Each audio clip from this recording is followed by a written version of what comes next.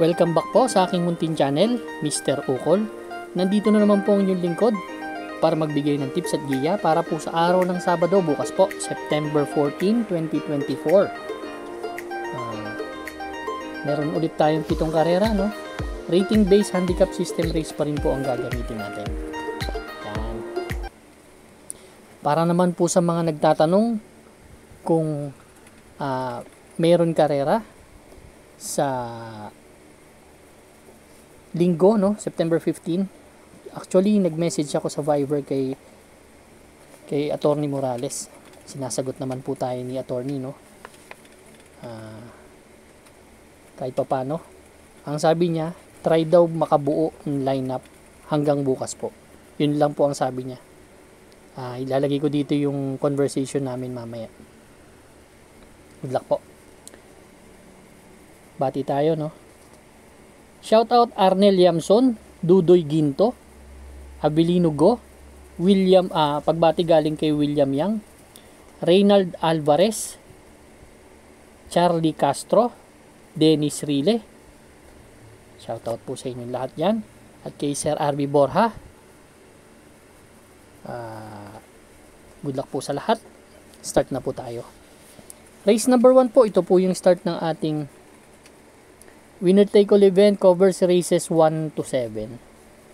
Meron tayong 6 na kalahok. Distansya po is 1,400 meters. Class 5, Division 6 to 10 split itong grupo na to, no?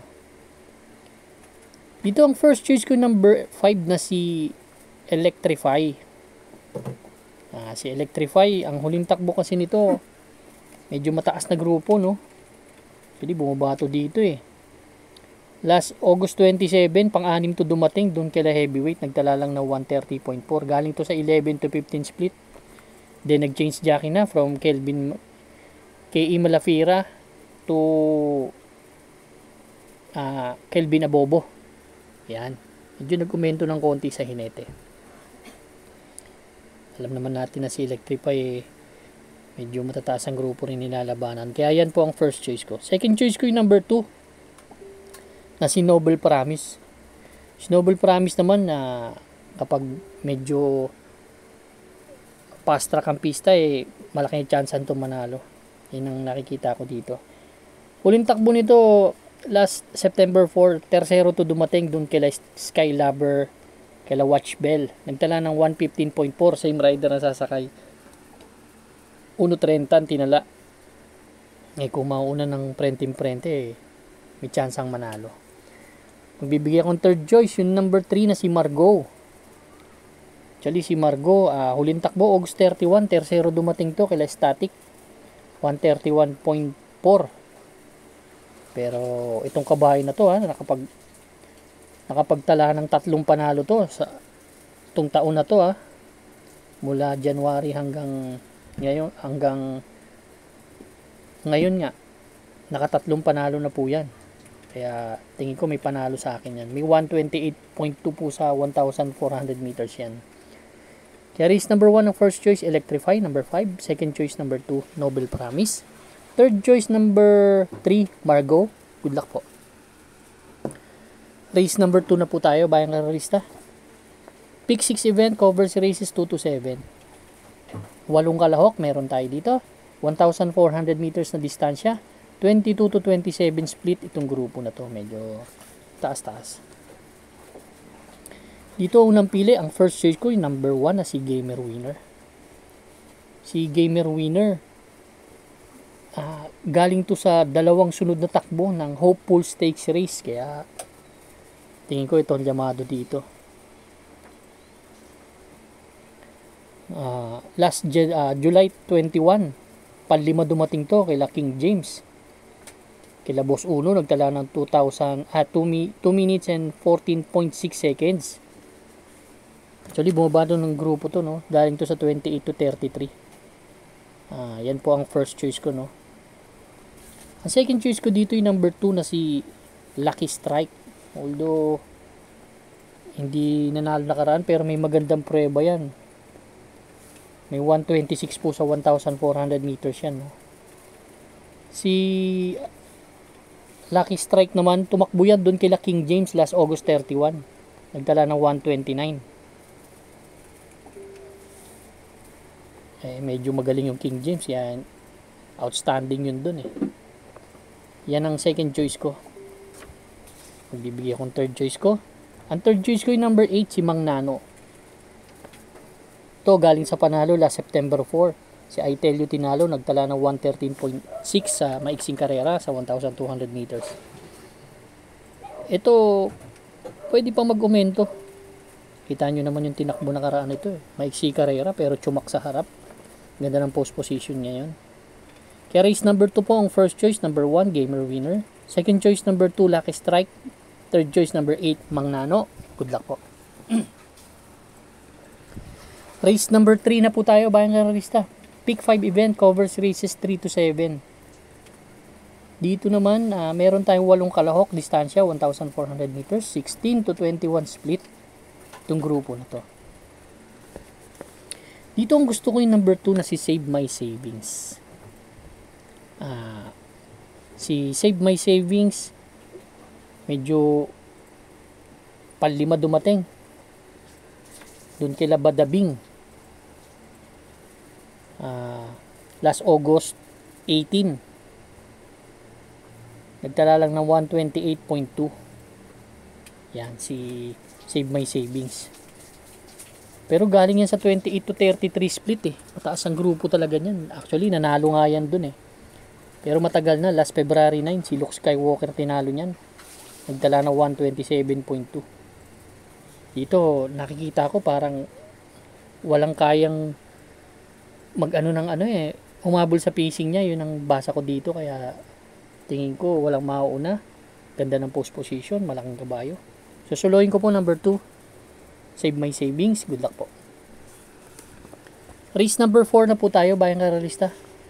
Ito naman po yung Pick 4 event covers races 4 to 7. 7 kalahok. Meron tayo dito. 1,400 meters ang distansya.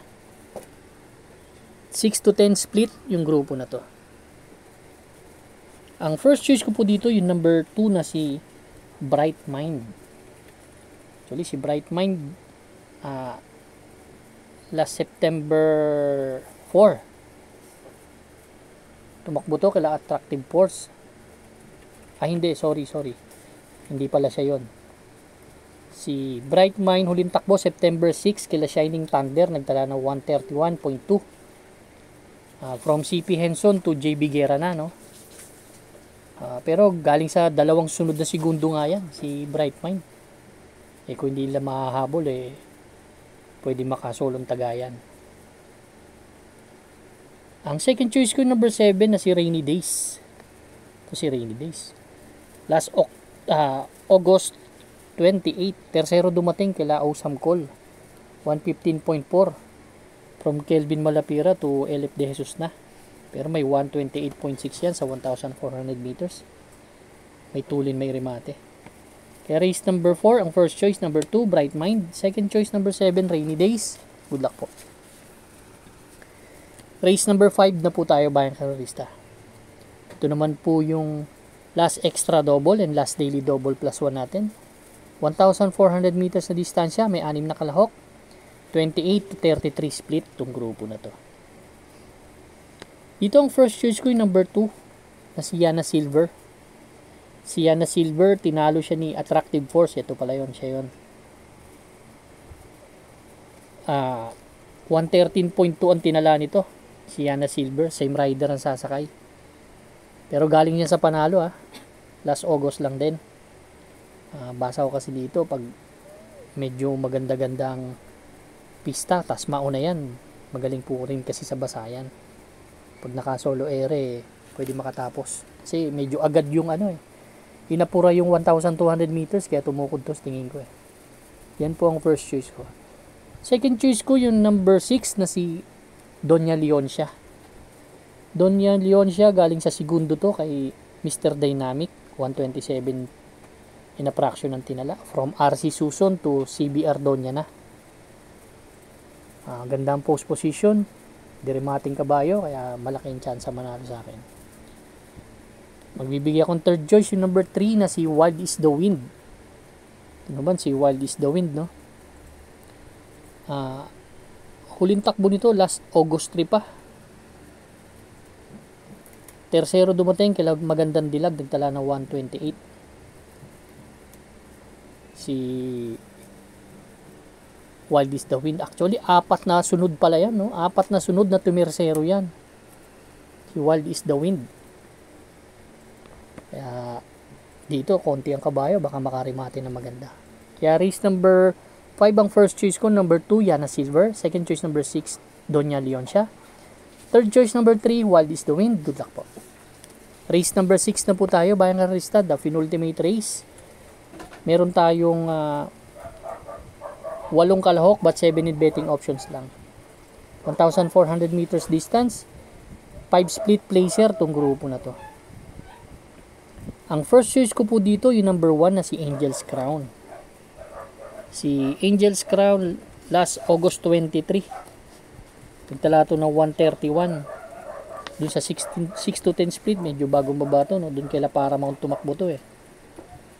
Si Angel's Crown, kaya bagong baba yan. Second choice ko yung number 7 na si Denderen Denden last August 31. Tersero dumating kila Samantha, nagtala lang ng 131.6 sa 1,400 meters. Ito kung di malulod siya, may chance ang manalo. Yan po ang second choice ko.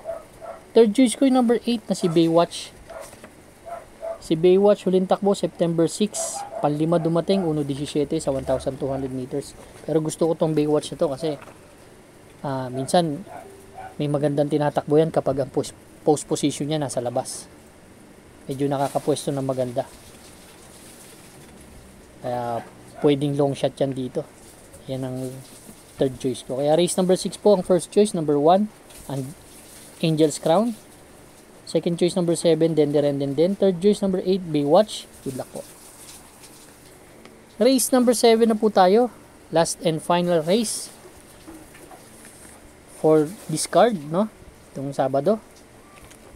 Paratingan ng ating mga exotics. Winner take all. Pick 6, pick 5, pick 4. Last extra double and last daily double plus 1.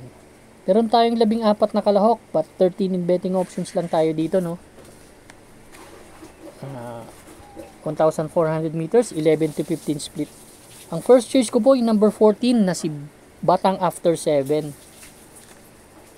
Actually, napanood ko yung huling takbo ni Batang After 7. Talagang sumusugod na siya. Last September 6, tersero dumating to kila Cold Digger. 129.6 ang tinala. Same rider na sasakay. Ito, pag nasaktuhan niya ng bitaw, malaking chance ang manalo sa akin talaga niyan. Yado pa yan dyan. Second choice ko number 9 na si Bohemian. Last September 7, segundo to kay Hot Legs. Nagtala ng 128.8. Same rider sasakay. Actually, 2 beses na yan sumigundo. Yan po ang second choice ko. Ang third choice ko dito, yung number 5 na si Windstorm. Actually, si Windstorm, last August 30, tersero dumating dun kila Malabon King. 130 ang tinala. Pero bago yan, last August 18, nanalo yan. May 128.4 yan. Baka maunat. Lumakas ang ulan may chance ang manalo sa akin to. Pero kung may mga kursunada pa po kayo, ang dami may panalo dito sa laban na to. Kaya para sa akin, anybody si Risto. Ipanalo sa akin dito yung Kalanggaman Island at yung Lucky No. Yan ang mga pwedeng pandagdag. Kaya race number 7 po ang first choice, number 14 Batang After 7. Second choice number 9 Bohemian. Third choice number 5 Windstorm. Good luck po bayang karerista. Malalaman po natin yan bukas kung may karera. Good luck po sa linggo. Good luck po and stay safe.